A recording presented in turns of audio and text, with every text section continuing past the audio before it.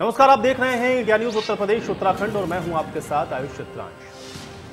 सियासत यूपी में अब भविष्य की सुगबुगाहट के बीच इधर या उधर की खुशबू आनी शुरू हो गई है, क्योंकि अपनी अपनी पार्टियों के राजा एक बार फिर से सूबे के सबसे बड़े सिंहासन पर बैठने को आतुर हैं। लेकिन सिंहासन के चारों पाए में किन किन पार्टियों के कंधे लगेंगे, ये तय होना अभी बाकी है। बयान और भाषण से निकली धुन इतिहास दोहराए जाने का संकेत दे रही है।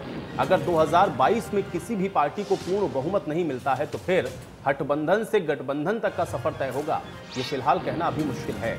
लेकिन सतीश चंद्र मिश्र के बयान से यह साफ जाहिर होता है कि बीएसपी बीजेपी को छोड़कर अभी सभी को कमतर आंक रही है। आत्मविश्वास से लबरेज सतीश चंद्र मिश्र ने कई सवाल अपने इस बयान से पैदा किए हैं। इनके जवाब देने के लिए हमारे साथ कुछ मेहमान जुड़ेंगे और उनके साथ आज हम ये चर्चा करेंगे कि आखिर जो बात सतीश चंद्र मिश्र ने कही गई है उसके सियासी मायने क्या।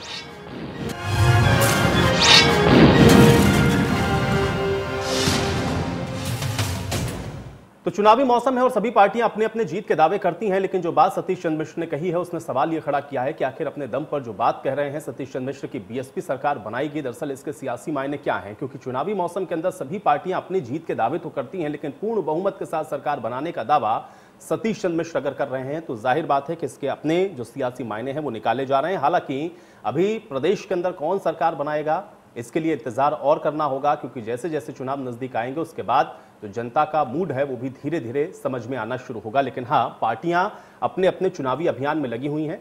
प्रियंका गांधी को आप देख रहे हैं लगातार पिछले 2 दिनों से सक्रिय हैं और आज भी रायबरेली पहुंची हुई हैं। मुख्यमंत्री योगी आदित्यनाथ जो कि लगातार दौरे कर रहे हैं। आप बीजेपी की सक्रियता भी आप लगातार देख रहे हैं और बहुजन समाज पार्टी जिसका जिक्र हो रहा है, प्रबुद्ध सम्मेलन के माध्यम से ब्राह्मण और दलित दोनों को एक मंच पर लाने की एक बार फिर से कोशिश है। जिस तरीके से और जिस करिश्मे से मायावती ने अपनी सत्ता पाई थी या सरकार बनाई थी, अब उसी परिपाटी पर एक बार फिर से बहुजन समाजवादी पार्टी चलती हुई दिख रही है। और समाजवादी पार्टी को भी आप देख रहे हैं कि लगातार अखिलेश यादव बेहद सक्रिय नजर आ रहे हैं और हर जगह जा करके उनकी तरफ से भी इसी तरह से जो चुनाव प्रचार है किया जा रहा है। कुल मिलाकर के मौजूदा भारतीय जनता पार्टी को किस तरीके से सत्ता से हटाया जाए और कैसे अपनी पार्टी की सरकार बनाई जाए, सभी जुगत में आपको ये चुनावी पार्टियां दिख रही हैं। लेकिन अब पार्टी जो जीत का दावा कर रही है उसके पीछे भी कई आधार होते हैं, उसके पीछे भी कई सियासी जो मायने हैं वो भी छुपे होते हैं। और अब अगर सतीश चंद्र मिश्र प्रबुद्ध सम्मेलन के जरिए उन सभी को एक मंच पर ला करके और ये कहने की कोशिश कर रहे हैं कि उत्तर प्रदेश के अंदर मायावती एक बार फिर से यानी कि बहुजन समाज पार्टी एक बार फिर से सत्ता में वापसी करेगी, तो इसके मायने क्या समझे जाएं, आज इसी पर हम चर्चा करेंगे। तो बड़ी बात उन्होंने कही है और गठबंधन भी किसी के साथ नहीं करेंगे। उन्होंने ये भी हवाला दिया कि जिस वक्त बहुजन समाज पार्टी को कमतर आंका जा रहा था उस वक्त भी बहुजन समाज पार्टी ने करिश्मा दिखाते हुए पूर्ण बहुमत के साथ अपनी सत्ता पाई थी उत्तर प्रदेश के अंदर। और उस शासनकाल को आज भी प्रदेशवासी याद करते हैं मायावती के, और उसी को एक बार फिर से दोहराएगी बहुजन समाज पार्टी। इसलिए अब अपने दम पर बहुजन समाज पार्टी पूरी तरह से तैयार है अपने चुनावी समीकरणों को साधते हुए। और साथ ही साथ अब मौजूदा जो सत्ताधारी पार्टी है वो भी अपने काम को लेकर के लोगों के बीच में जाएगी। ये बात भारतीय जनता पार्टी लगातार कह रही है। समाजवादी पार्टी अखिलेश यादव के शासनकाल का हवाला देते हुए और मौजूदा दौर में चूंकि सरकार ने कोई वादा पूरा नहीं किया, ये आरोप लगाते हुए अब सत्ता में वो वापसी करेंगे, उनका भी दावा है। और अन्य क्षेत्र पार्टियों को भी आप देख रहे हैं कि एक मंच पर इकट्ठा होते हुए, चाहे संयुक्त भागीदारी मोर्चा का आप जिक्र कर लें या फिर कुछ ऐसी पार्टियां जो अभी भी एंट्री करने की उसमें हैं फिराक में, जैसे कि अभी आपने बड़ी जानकारी भी सुनी होगी कि शिवसेना भी अब उत्तर प्रदेश के अंदर 403 सीटों पर अपने कैंडिडेट्स को उतारेगी। तो कुल मिलाकर के बेहद दिलचस्प है उत्तर प्रदेश का आने वाला विधानसभा का चुनाव। लेकिन ये पार्टियां जो कि सत्ता के अंदर रहीं, चाहे समाजवादी पार्टी हो, चाहे बहुजन समाज पार्टी हो या फिर मौजूदा वक्त के अंदर भारतीय जनता पार्टी, मुकाबला किस तरीके से इन पार्टियों के बीच में होगा ये बहुत दिलचस्प होने वाला है। और अगर किसी को पूर्ण बहुमत नहीं मिलता है तो फिर उस वक्त किस तरीके से जो सत्ता है उसके सिंहासन तक पहुंचा जाएगा, इसकी सुगबुगाहट भी शुरू हो गई है। हालांकि पार्टियां चुनाव से पहले अपनी अपनी जीत के दावे जरूर करती हैं, लेकिन अब सतीश चंद्र मिश्र जो कह रहे हैं उसके मायने क्या हैं, आज इसी पर करेंगे आज की बड़ी बहस। भारतीय जनता पार्टी का यह स्पष्ट मानना है कि हमारे पास योगी आदित्यनाथ का नेतृत्व है, अपना विचार है। पिछले 4.5 साल में भारतीय जनता पार्टी के द्वारा जनता के बीच में अपनी उपस्थिति और जनता के हितों के काम है। लोकतंत्र में सरकार में वही चुना जाता है जिसको जनता का आशीर्वाद प्राप्त होता है। ये एक अच्छी बात है। लगातार हर पार्टी का ये मुकाबला भारतीय जनता पार्टी से कहती है, तो इससे पता लगता है कि 4.5 वर्ष में हमारे काम को विपक्ष भी मानता है, इसीलिए अपना मुकाबला भारतीय जनता पार्टी से बताता है। देखिए, 4.5 साल का भारतीय जनता पार्टी के जो कुशासन है उसके खिलाफ अगर किसी ने संघर्ष किया है तो वो कांग्रेस पार्टी ने। कोरोना मिसमैनेजमेंट से लेकर के बेरोजगारी और महंगाई, भ्रष्टाचार और महिला उत्पीड़न, हिंसा और दलितों का जो उत्पीड़न हुआ उस वक्त कहाँ थी बहुजन समाज पार्टी। इस 4.5 साल में 4 गुना ज़्यादा दलित उत्पीड़न हुए, पर बहन जी शांत रही। और आज जब चुनाव आया है तो सतीश चंद्र मिश्रा जी जो बसपा के राष्ट्रीय महासचिव जिम्मेदार नेता हैं, उनको ये नहीं भूलना चाहिए कि उन्होंने अपने कार्यकाल में ब्राह्मण समाज रहा हो चाहे दलितों का समाज रहा हो, उन्होंने उनको कितना न्याय दिलाया। ना उनको टिकट दिलवा पाए, ना उनको उनका स्वाभिमान सम्मान की रक्षा कर पाए। तो 2022 में ऐसे सपने देखना वो छोड़ दे बसपा। तो चलिए, चुनावी मौसम में सभी पार्टियां जीत के दावे करती हैं। हालांकि अब विपक्षी पार्टियों में भी आप देखें कि आपस में भी एक दूसरे के ऊपर आरोप प्रत्यारोप हैं। लेकिन हाँ, सतीश चंद्र मिश्र ने जो बात कही है उसके बाद एक और नई बहस उत्तर प्रदेश के अंदर राजनीति में हो रही है कि क्या 2007 वाला जो करिश्मा है वो बहुजन समाज पार्टी दोहरा पाएगी और अन्य पार्टियां भी इसको किस तरीके से देखती हैं। आज इसी पर चर्चा करते हैं। तमाम मेहमान मेरे साथ जुड़ गए, उनका परिचय पहले मैं आपके साथ करवा देता हूं। संजीव मिश्रा जी हमारे साथ जुड़ रहे हैं, प्रवक्ता हैं भारतीय जनता पार्टी के। संजीव जी, बहुत स्वागत है आपका इस चर्चा में। फैजान खान जी हमारे साथ जुड़ रहे हैं, बीएसपी के प्रवक्ता हैं। फैजान खान जी, आपका भी बहुत स्वागत है। डॉक्टर अभिषेक राय जी हमारे साथ जुड़ रहे हैं, समाजवादी पार्टी के प्रवक्ता हैं। डॉक्टर अभिषेक राय जी, आपका भी स्वागत। विकास श्रीवास्तव जी हमारे साथ जुड़ रहे हैं, कांग्रेस के प्रवक्ता हैं। विकास जी, आपका भी बहुत स्वागत है। और जैनेंद्र अरकुंशी जी हमारे साथ जुड़ रहे हैं, प्रवक्ता हैं एसबीएसपी के। जैनेंद्र अरकुंशी जी, आपका भी बहुत स्वागत है। फैजान खान जी, आज चर्चा की शुरुआत में आपसे ही करूंगा क्योंकि आज का विषय ही यही है। क्योंकि जो बात सतीश चंद्र मिश्र ने कही, 2007 वाला करिश्मा कैसे दोबारा से दोहरा पाएगी बहुजन समाज पार्टी, मैं ये आपसे भी थोड़ा समझना चाहूंगा क्योंकि इसको लेकर के अलग अलग तरह के सवाल अभी भी उठ रहे हैं और अन्य पार्टियां भी इसको लेकर के सवाल खड़े कर रही हैं, न सिर्फ भारतीय जनता पार्टी। कैसे देखा जाए 2007 वाला जो करिश्मा है वो कैसे दोहराएगी बीएसपी? फैजान खान जी, पहला रिएक्शन चाहूंगा।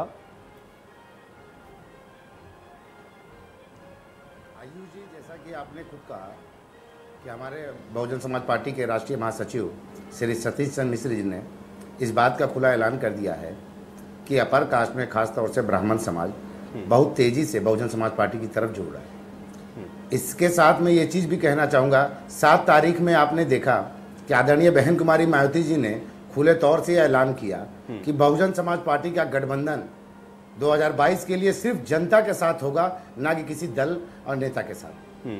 साफ तौर से हम अपने सर्वजन हिताय सर्वजन सुखाय के नारे पे 2007 में जो आदरणीय बहन कुमारी मायावती जी ने उत्तर प्रदेश के जनता के सामने दिया था, उसको उत्तर प्रदेश की जनता ने देखा भी हमारा शासन आने के बाद कि हमारे कथनी और करनी में कोई फर्क नहीं है। हमने किसानों के लिए, बेरोजगारों के लिए, नौजवानों के लिए और उत्तर प्रदेश की जनता के लिए बहुत चीज़ किया है। बहुत सारे हमने मौके दिए, बहुत सारे। और हमारे उत्तर प्रदेश में बच्चा बच्चा उत्तर प्रदेश का इस कानून की व्यवस्था, कानून के राज, कानून द्वारा स्थापित किया जाता है, ये सबने देखा जब आदरणीय बहन कुमारी मायावती जी 4थी बार उत्तर प्रदेश की मुख्यमंत्री बनी थी। मैं इस लिहाज से ये साफ तौर से कह देता हूं कि उत्तर प्रदेश की जनता अब भारतीय जनता पार्टी की ध्रुवीकरण की राजनीति, उनके माफिया गुंडागर्दी की राजनीति से उब चुकी है।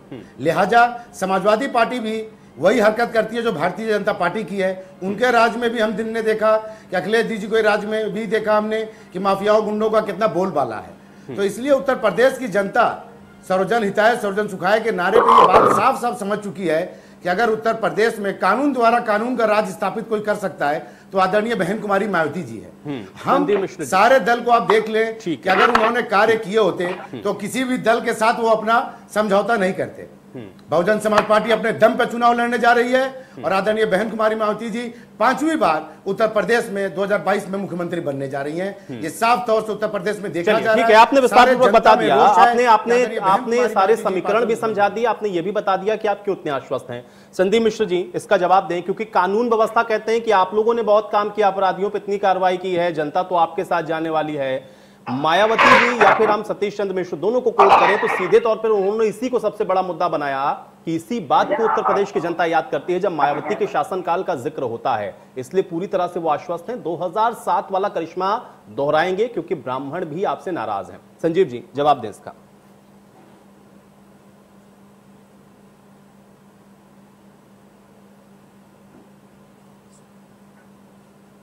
संजीव मिश्र जी, क्या आप मुझे सुन पा रहे हैं?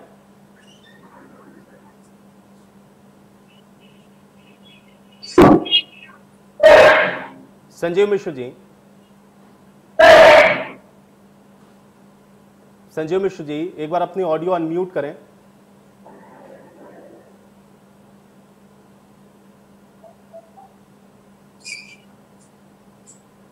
चलिए, संजीव जी तक शायद मेरी आवाज नहीं पहुंच रही। अभिषेक जी, आपका रुख कर लेता हूं मैं, क्योंकि जो बात अभी यहां पर फैजान खान जी ने कही उसमें उन्होंने समाजवादी पार्टी का भी जिक्र किया कि चाहे भारतीय जनता पार्टी हो चाहे समाजवादी पार्टी हो, दोनों के शासनकाल को लोगों ने देखा है, कोई बहुत फर्क नहीं है। इसलिए अब मायावती जी 2007 वाला करिश्मा दोहराएंगी। आपका रिएक्शन चाहूंगा मैं इसके ऊपर।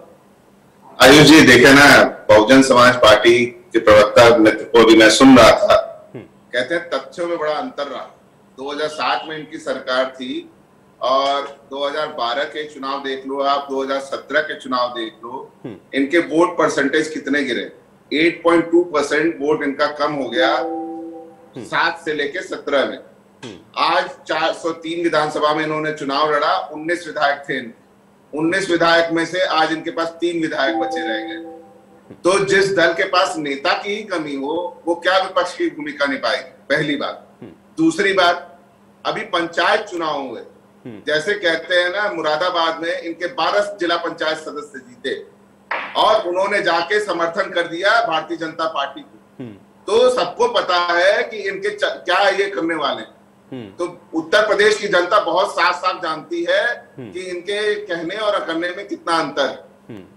सतीश चंद्र जी बड़े नेता हैं, उनको बोलना आता है, बोल रहे हैं उन्होंने कि वो सरकार बनाएंगे। ख्वाब देखना सबके लिए अच्छा है, लेकिन जनता से जुड़े हुए मुद्दे को 4.5 साल में समाजवादी पार्टी सड़क पर उतर के जनता से जुड़े मुद्दे को उठाती रही है, चाहे वो किसान। तो अभिषेक जी, आप ये कहना चाह रहे हैं कि आप ये चाह रहे हैं कि फैजान खान जी ने या फिर सतीश चंद्र मिश्र जो बात कह रहे हैं वो कहीं ना कहीं वो सपोर्ट भारतीय जनता पार्टी को इनडायरेक्ट तौर पर हो रहा है? बिल्कुल। देखें, बहुत सीधी सी बात है। आप एक चीज देखें ना, आज तक किसान के मुद्दे में बहन जी ने जो भी चीजें की, कहाँ है बसपा का काडर? कहाँ दिखा बसपा का काडर किसानों के सपोर्ट? आप मुझे बताएं, जो किसान 9 महीने से सिंधु बॉर्डर पे परेशान हो रहा, आज तक महंगाई के मुद्दे पे ये लोग नहीं जगे। आज ये 2017 में इनका नारा था कि ब्राह्मण शंख बजाएगा, हाथी बढ़ता जाएगा, और 2019 में नारा आया कि हाथी उत्पात मचाएगा। तो ये इनकी अलग अलग विचारधाराएं, ये अलग अलग स्वप्न आते हैं। चुनाव से पहले ये एक्टिव होते हैं। अभी जिला पंचायत और पंचायतों के चुनाव हुए, वहां कहाँ थी बसपा? बसपा कहाँ थी? समाजवादी पार्टी उसमें नंबर 1 पार्टी बन के आई। उत्तर प्रदेश की जनता ने आईना दिखाने का काम किया है कि अगर इस प्रदेश की अराजक सरकार से कोई लड़ सकता है तो समाजवादी लड़ सकते हैं। समाजवादियों ने, आपने देखा किस तरह से समाजवादी प्रत्याशियों को भारतीय जनता पार्टी की सरकार ने पर्चे तक नहीं भरने दिए। हमारी बहन बेटियों के साथ क्या हुआ वो सारी जनता ने मीडिया के माध्यम से देखा। तो हम बहुत मजबूती से लड़ रहे हैं और सतीश चंद्र मिश्रा जी बड़े नेता हैं, उन्हें ख्वाब देखने का पूरा अधिकार है। इस देश में सबको ख्वाब देखने का अधिकार है। श्रीवास्तव जी, आपका भी मैं रिएक्शन इस पर जरूर चाहूंगा, क्योंकि आपको अभी हम लोग सुन रहे थे और आपकी एक बाइट भी चलाई हम लोगों ने, जिसमें आपने स्पष्ट तौर पर यह कहा कि चाहे बसपा हो, चाहे सपा हो, या फिर मौजूदा वक्त में जो सत्ताधारी पार्टी है, किसी ने भी जनता के उन मुद्दों को एड्रेस करने की कोशिश नहीं की। इसलिए भले ही ये कह रहे हो कि ये पूर्ण बहुमत के साथ सरकार बनाएंगे, लेकिन अब कांग्रेस की तरफ लोग नजर लगा करके देख रहे हैं। ये आपने स्टेटमेंट दिया। लेकिन अभी यहां पर बैठे हुए जो अन्य विपक्षी पार्टियां हैं, चाहे समाजवादी पार्टी या बहुजन समाज पार्टी, कांग्रेस का तो कोई जिक्र भी नहीं उन सबके बीच में करता है। अब अपनी आकलन आप कैसे करेंगे इस स्थितियों के बीच में? क्योंकि आप लोगों को आपस में भी सबसे पहले ये समझना होगा कि जनता आपको एड्रेस क्यों करे। विकास जी, देखिए, कांग्रेस पार्टी ने अपनी रणनीति में व्यापक स्तर पर बदलाव लाया है जब से आदरणीय प्रियंका जी उत्तर प्रदेश कांग्रेस की प्रभारी हुई। संवाद में बहुत जबरदस्त ताकत होती है। राजनीति में संवाद अत्यंत आवश्यक है। समाजवादी पार्टी हो या बसपा हो या भारतीय जनता पार्टी, ये विघटन, जातिवाद, सोशल इंजीनियरिंग के दम पर उत्तर प्रदेश में करीब 89 के बाद से लगातार किसी न किसी तरीके से सत्ता में आ रहे हैं और पूर्ण बहुमत की सरकार बनाया इन लोगों ने। इसके बाद आप देख रहे हो कि आज फिर सतीश चंद्र मिश्रा जी का वही राग अलापा कि ब्राह्मण एक हो जाओ, प्रबुद्ध सम्मेलन करा रहे हैं।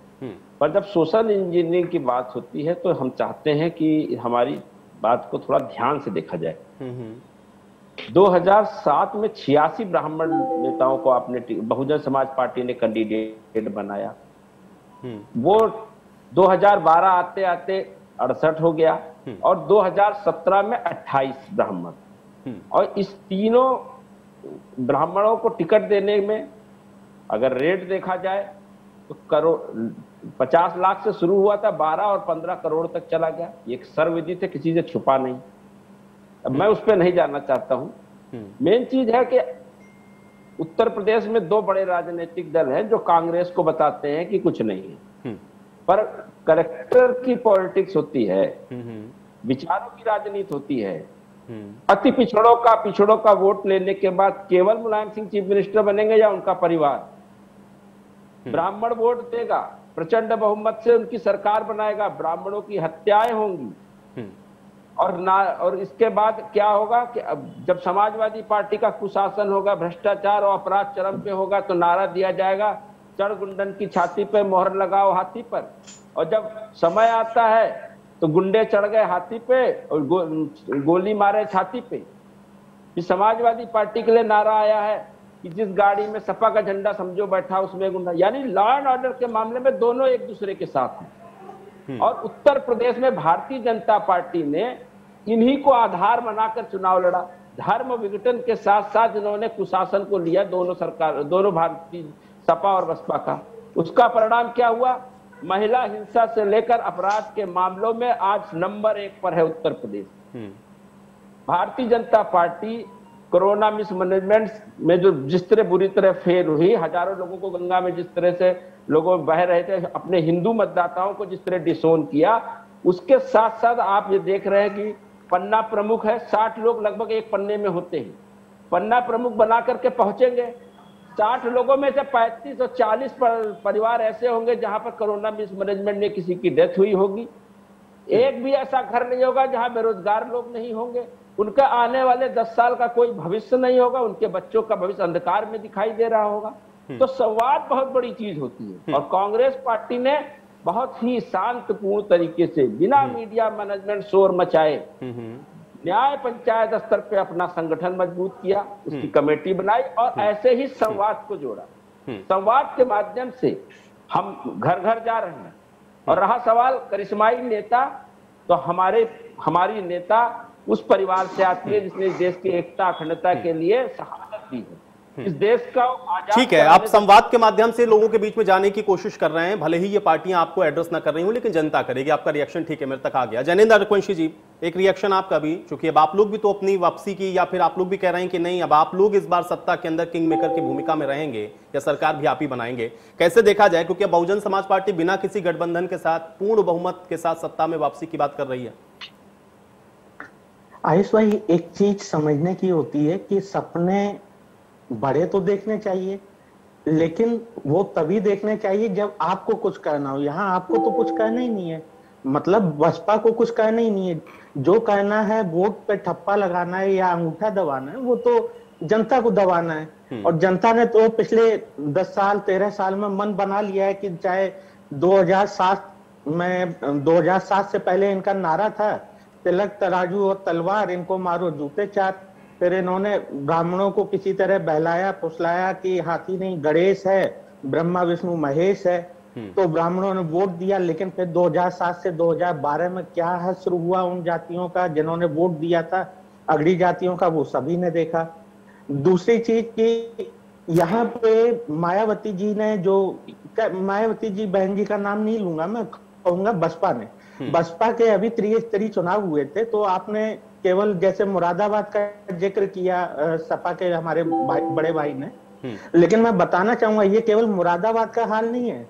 चाहे गाजियाबाद उठाइए, सहारनपुर उठाइए, जहां भी इनके प्रत्याशी जीते थे, उन सभी जगहों पर लगभग इन्होंने भाजपा को ही समर्थन दे दिया था। आप इस चीज को समझिए। और ये एक मतलब ये अभी 2021 की बात नहीं है, आप 2017-18 के बाद देखिए, जब से नेतराम जी जो इनके खास करीबी थे IAS, उनके यहाँ छापा पड़ा, उसके बाद इनके भाई के यहाँ छापा पड़ा, उसके बाद एक और इनके जो मंत्री थे उनके यहाँ छापा पड़ा, जिनका गन्ना की जो मिलें होती हैं उसके खरीद फरोख्त में नाम आया था। उन्होंने गलत तरीके से खरीदी थी, कौड़ियों के दाम में गन्ना मिले अब 2011 के समय में, तो उनके यहाँ छापा पड़ा। तो तीनों के यहाँ जब छापा पड़ा तो आप देखिए राज्यसभा में भी ये बिना मांगे समर्थन देने लगे भाजपा को, हर स्तर पर, चाहे राज्यसभा हो, लोकसभा हो, या चाहे त्रिस्तरीय चुनाव हो, विधानसभा हो, हर जगह आप देखिए कोरोना का मिसमैनेजमेंट हो रहा था। मायावती जी या बसपा की तरफ से कोई भी ट्वीट नहीं आया, बस नसीहत देने का ट्वीट आया कि लोग घरों में रहें। लोग बेरोजगार हो रहे थे, बेरोजगारी के ऊपर कोई ट्वीट नहीं आया। शिक्षक भर्ती का लखनऊ में धरना चल रहा है, कोई ट्वीट नहीं आया। दलितों पिछड़ों की जो मुजफ्फरनगर कांड हुआ, हाथरस कांड हुआ, या बांदा में कांड हुआ, या बलिया में कांड हुए, इतने कांड हुए दलितों और पिछड़ों के ऊपर कि मतलब सभी पार्टियां लगभग पहुंच गई जो कहीं नहीं थी। RLD ने तो, जो हमारी एक पार्टी है, बहुत अच्छी पार्टी है, उन्होंने इसी का फायदा उठाया, वो मुजफ्फरनगर में पहुंचे, उनका नाम दोबारा से राजनीति में आ गया। तो मुजफ्फरनगर नहीं, माफ कीजिए, वो हाथरस में पहुंचे थे, उनका नाम दोबारा से राजनीति में आने लगा, देश के पटल में छा गया। लेकिन बहन जी ने एक ट्वीट तक करना गवारा नहीं समझा। जब पुलिस मुखिया ये बोल रहे थे लखनऊ में बैठे बैठे कोई बलात्कार की घटना नहीं हुई, तो मायावती जी को, बहन जी को, या सपा के जो भी IT सेल देखते कम से कम ट्वीट तो करना चाहिए था।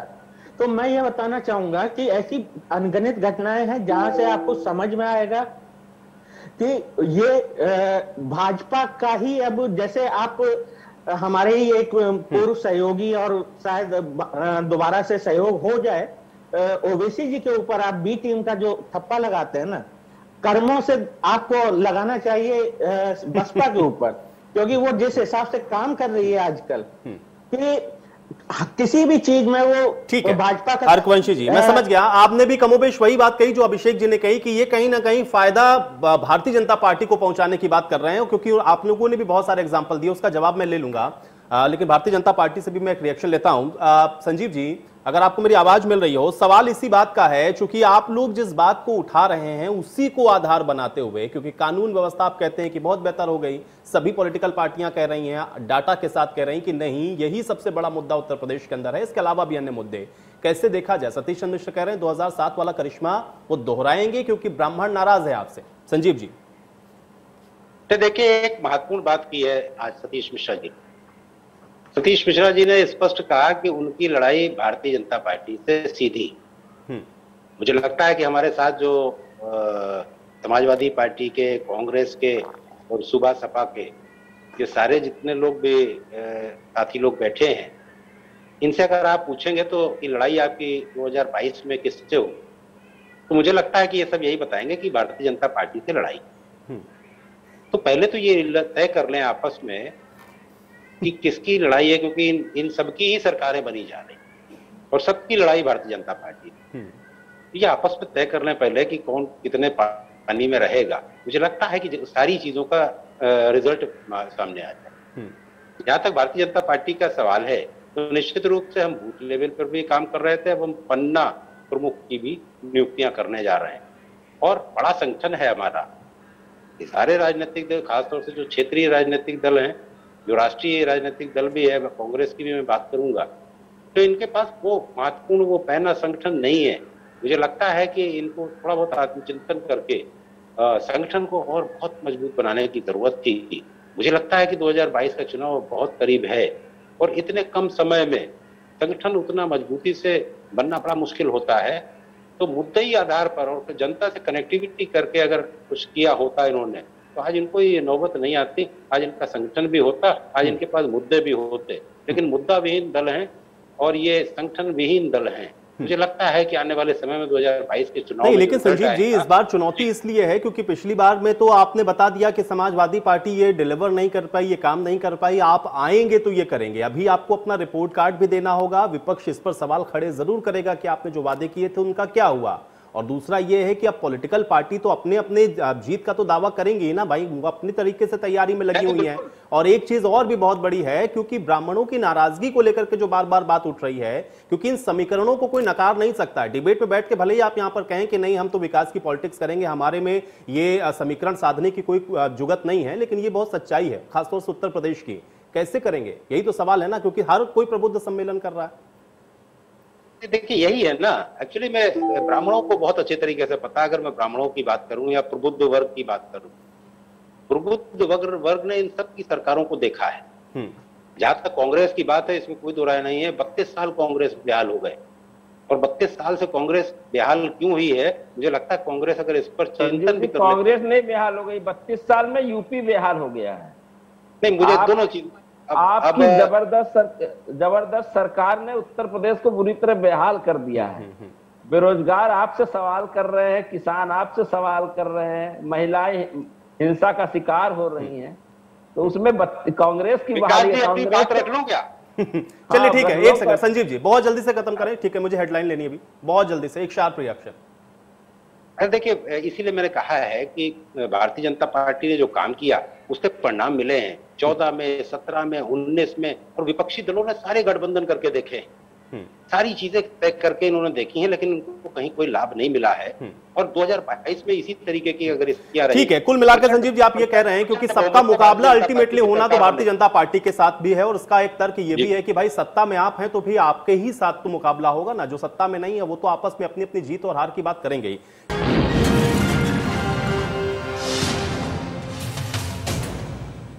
तो ब्रेक के बाद आप सभी का स्वागत है। बड़ी बहस में आज चर्चा हो रही है बहुजन समाज पार्टी की सतीश चंद्र मिश्र की तरफ से जो बयान दिया गया है उसके क्या पॉलिटिकल मायने हैं और किस तरीके से सत्ता में वापसी करेगी बहुजन समाज पार्टी, ये अपने आप में एक बड़ा सवाल है। 2007 के करिश्मे को दोहराने की बात उन्होंने कही, लेकिन अब इस पर किस तरीके से बहुजन समाज पार्टी खरा उतरेगी और इस पर पॉलिटिकल रिएक्शन जो आप सुन रहे थे उस पर चर्चा लगातार जारी है। फैजान खान जी, मैं आपके पास वापस आ जाता हूं। एक तो आरोप आप लोगों के ऊपर बार बार अब ये लगना शुरू हो गया अन्य पार्टियों की तरफ से कि आप लोग कहीं ना कहीं जो समर्थन है या जो सपोर्ट है वो डायरेक्ट या इनडायरेक्ट भारतीय जनता पार्टी को कर रहे हैं, और दूसरा ये कि विपक्ष के तौर पर भी एक जो लड़ाई लड़नी चाहिए, जमीन पर जो दिखना चाहिए बहुजन समाज पार्टी को, वो भी नजर नहीं आई, इसलिए जनता आपके भरोसे में अब आने वाली नहीं। फैजान खान जी, मैं चाह रहा हूं जवाब दें।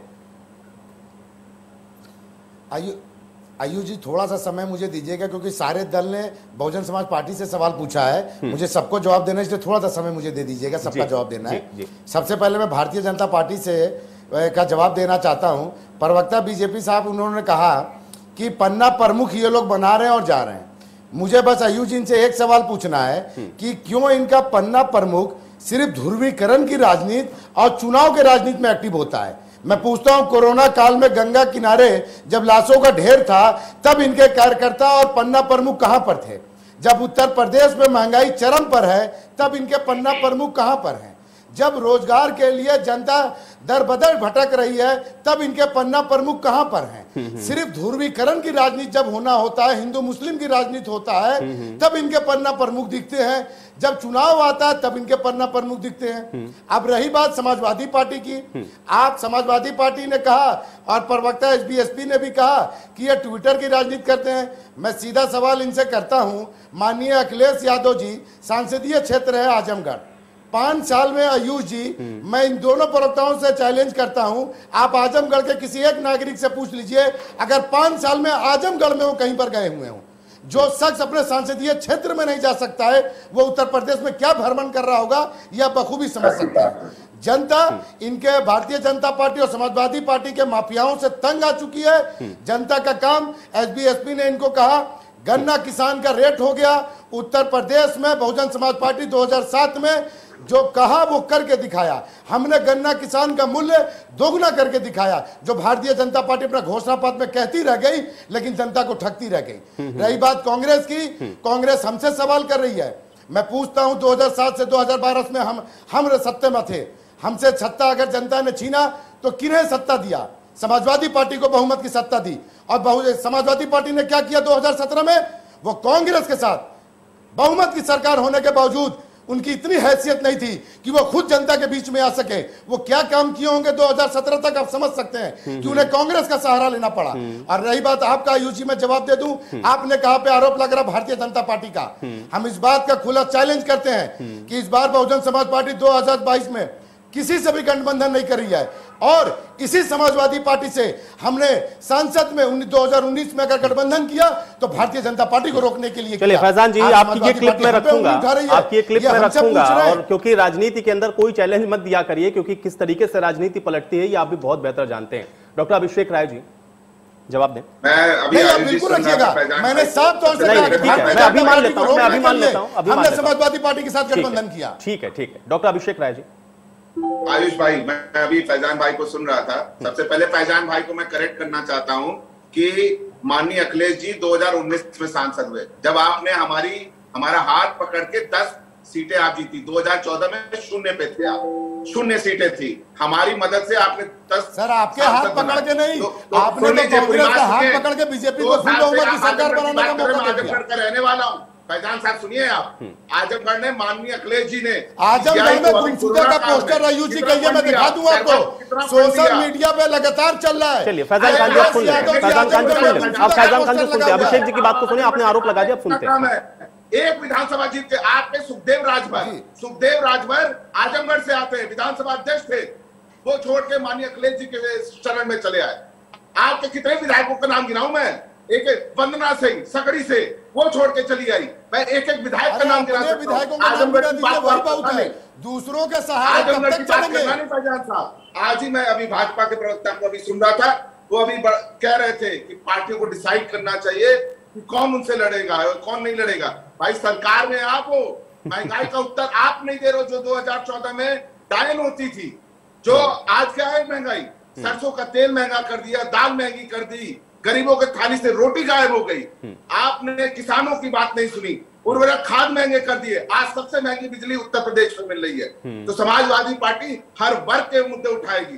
ब्राह्मणों की बात करते हो, जब से भाजपा की सरकार आई, रायबरेली का नरसंहार ब्राह्मणों पे किसी ने भूला है? आप बताओ, उसका जवाब नहीं। आप ही के विधायक राधे मोहन दास अग्रवाल जी ने विधानसभा में पूछा माननीय योगी जी से कि बताएं ब्राह्मणों के ऊपर कितनी हत्याएं हुई हैं।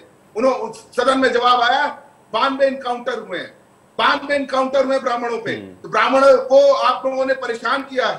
सब सारे समझदार लोग हैं, प्रबुद्ध वर्ग है और सब समझते हैं। वो किसी के पीछे भेड़ बकरी बन के चलने वाले नहीं है, वो एकदम समझते हैं। रही बात, अभी मैं कांग्रेस के मित्र से सुन रहा था, कांग्रेस के मित्र भी अभी समाजवादी पार्टी को कोस रहे थे। साहब हम नहीं गए थे किसी से वो करने।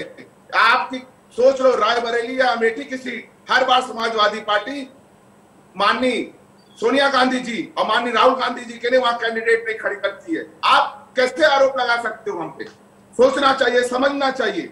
समाजवादी पार्टी सब समाज की पार्टी है, सारे नेताओं। चलिए ठीक है, अब विकास जी समय को सम्मान देती है, विकास जी समय विकास को सम्मान देती है। विकास जी आपने कहा तो, विकास जी आपने कहा तो कि संवाद, आपने कहा तो कि आप संवाद के जरिए जनता के बीच में जाएंगे, लेकिन ये कड़वी सच्चाई है, इसको नकार कोई नहीं सकता है कि जब तक ये गणित, ये पॉलिटिक्स समझ में नहीं आएगा कि कौन सी जाति किसके साथ है, उसके गुणा गणित को हम नहीं बैठा पा रहे हैं, तब तक सत्ता में आना उत्तर प्रदेश के अंदर बड़ा मुश्किल है। कैसे करेंगे इसको? देखिए, मैंने संवाद की बात जो कही, उसी संवाद के ही दम पर उत्तर प्रदेश में कांग्रेस पार्टी 2022 में विधानसभा चुनाव में पूर्ण बहुमत की सरकार बनाने जा रही है। भारतीय जनता पार्टी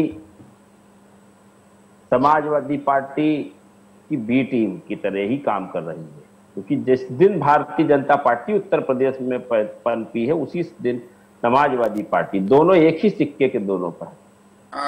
अगर मुजफ्फरनगर के दंगों में समाजवादी पार्टी की सरकार थी और भारतीय जनता पार्टी के लोग आरोपित हुए थे, दोनों मैं इनसे पूछना चाहता हूं क्यों समझौता किया लोगों ने तब हमसे? अब मुझे अपनी बात रखने दीजिए, फिर आप अपनी विकास जी उसका जवाब दे देंगे। 2017 का भी जवाब दीजिएगा साथ में। देखिए, मैंने पूछा वही चीज। विकास रहा सवाल राजनीति में कोलेशन का, तो समाजवादी पार्टी हो चाहे बसपा हो, 89 में समाजवादी पार्टी को कांग्रेस ने हाथ रखा और 96 में बहुजन समाज पार्टी, दोनों ही पार्टियों को अगर उत्तर प्रदेश में राजनीतिक पहचान मिली है तो कांग्रेस पार्टी के द्वारा। यहाँ आप होशिये पे चले गए हो। नहीं, इन लोगों को इतना अहंकार हो गया केवल एक स्टेट में सरकार बना लेने पे, और हम पूरे भारत में तमाम मुख्यमंत्री बनाते रहे 70 साल तक। हमने इनके जैसे तमाम नेताओं को प्रश्रय दिया और तमाम क्षेत्रीय दल हमारी सहयोग से सरकारों में आए और सत्ता का सुख प्राप्त किया, जनता की सेवा का अवसर दिया। तो वहां पे धर्म जात की राजनीति किया कि भारतीय जनता पार्टी को बहुमत की सरकार बनाने का मौका दे दिया। अगर आप बड़ी लायक होते तो भारतीय जनता पार्टी जैनेंद्र हम लोगों के सर पे नहीं बैठती। चलिए ठीक है, मचा देने कुछ से, शोर मचा देने नहीं से विकास जी, कुछ चीजें तो जनता पे अच्छा छोड़नी पड़ेंगी ना। अब आप कितना संवाद के जरिए जनता को कनेक्ट कर पाते हैं? बहुजन समाज पार्टी को उत्तर प्रदेश से 25 साल से क्यों कहा संवाद से कितना कनेक्ट कर पाएंगे विकास जी? विकास जी संवाद से कितना कनेक्ट कर पाएंगे ये तो हम लोग अब देखेंगे। अर्कवंशी जी, जैनेंद्र राजस्थान में 6 विधायक दिए थे। आयुष भाई, 2 चीजें हैं यहाँ पे। जैसे अभी हमारे भाजपा के संदीप भाई बोल रहे थे कि सारी पार्टियां, गुजरात में बसपा शून्य है, कुछ नहीं है, पर बार बार नरेंद्र मोदी जी को चुनाव जिताने के लिए बहुजन समाज पार्टी गुजरात पहुंच जाती थी, बिहार में जबरदस्ती चुनाव लड़ रही थी, एक भी सीट जीत के नहीं आ पाई। बहुजन समाज पार्टी बार बार बीजेपी की बी टीम। चलिए विकास जी, ये आरोप आपने लगा दिया, फैजान जी ने उसका जवाब भी मुझे लगता है दे दिया आपको। ठीक है, अब तो जनता पर हमको भरोसा करना पड़ेगा कि कौन किसकी बी टीम की तरह काम कर रहा है। जैनेंद्र अर्कवंशी जी, जैनेंद्र अर्कवंशी जी, नहीं ठीक है, चलिए। ठगा है जनता को, ठीक है, और कांग्रेस ने विकास का जो वादा किया था उसको निभाया, और कांग्रेस के बगैर उत्तर प्रदेश का और देश का विकास नहीं संभव। ठीक है, चलिए जैनेंद्र अर्कवंशी जी। आयुष भाई, अभी भाजपा के हमारे बड़े भाई संजीव जी ने बोला कि सारी पार्टियां भाजपा के खिलाफ है। मैं बता दूं कि सत्ता में जो भी होता है सारी पार्टियां, क्योंकि 2 दलीय प्रणाली नहीं है यहाँ पे, तो जितनी भी पार्टियां हैं सत्ता में रहने वाली पार्टी के खिलाफ ही वो चुनाव लड़ती हैं, वो आपस में एक दूसरे के खिलाफ नहीं लड़ती हैं। और सत्ता पक्ष की जो कमजोरियां होती हैं उन्हीं को लेके वो जाती हैं और अपने घोषणा पत्र में उसमें क्या ऐड कर सकती है उसको लेके जाती है। मैं आपको बताना एक और चीज चाहूंगा, बसपा के बारे में बताना चाहूंगा, फिर मैं थोड़ा अपनी पार्टी में के बारे में भी बताऊंगा कि बसपा के चाहे नसीमुद्दीन सिद्दीकी जी हों, चाहे इनके ब्रजेश पाठक जी हों, चाहे इनके एक और स्वामी प्रसाद मौर्य जी हों, ये तो बड़े लोग तो छोड़ के गए ही गए हैं, लेकिन इनका जो कैडर का जो नीचे का तबका है वो भी छोड़ के गया है। जैसे मैं कहीं पढ़ रहा था 2-4 दिन पहले, मुझे पता चला कि एक आगरा मंडल में जो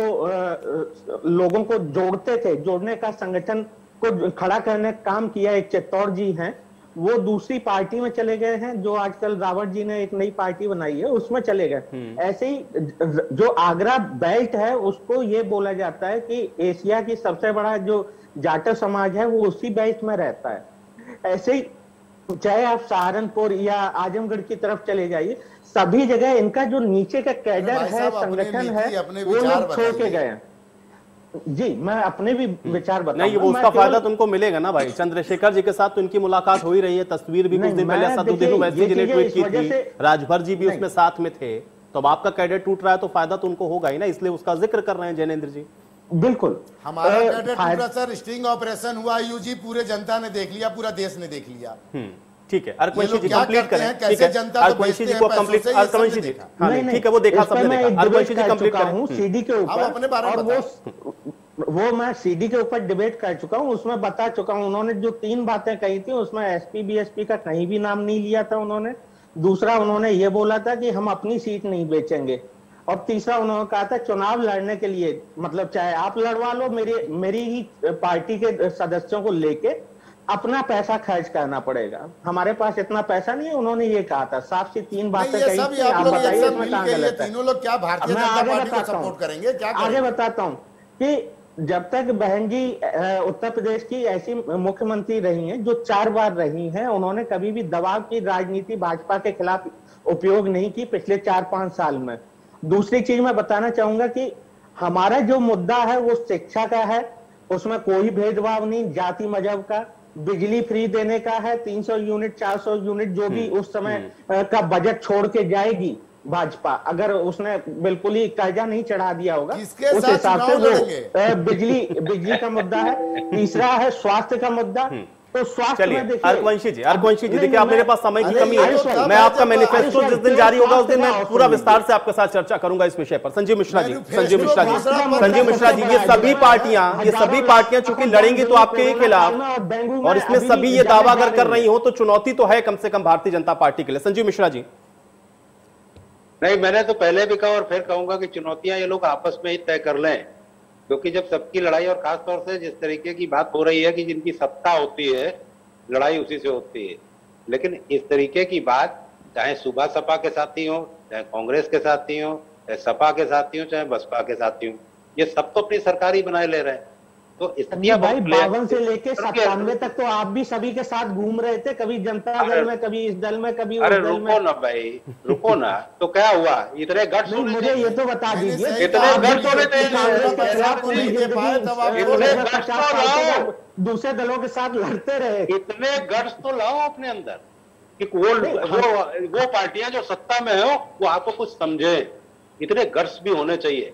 नहीं, सत्ता में लाने के लिए ही सारी पार्टियां समझ रही हैं, तभी तो आपके यहाँ पे हमारी बात की जा रही है, सुभाषपा की बात की जा रही है, सुहेलदेव भारतीय समाज पार्टी की बात की जा रही है। तभी तो जब राम मंदिर के शिलान्यास में प्रधानमंत्री जाते हैं तो राजा। चलिए, अब आप लोग किसी आरोप प्रत्यारोप के बीच में मुझे चर्चा यही समाप्त करनी होगी, मेरे पास समय नहीं। आप लोग का बहुत शुक्रिया, आप लोगों ने समय निकाला, चर्चा का हिस्सा बने। हालांकि हाँ, ये बात सही है कि चुनाव आते आते ये सभी पार्टियां आपको अपनी अपनी जीत के दावे करती हुई तो दिखेंगी, लेकिन इनकी जीत के दावों में कितना दम है ये तय तो जनता ही करेगी। आज बड़ी बहस में मेरे साथ फिलहाल इतना है।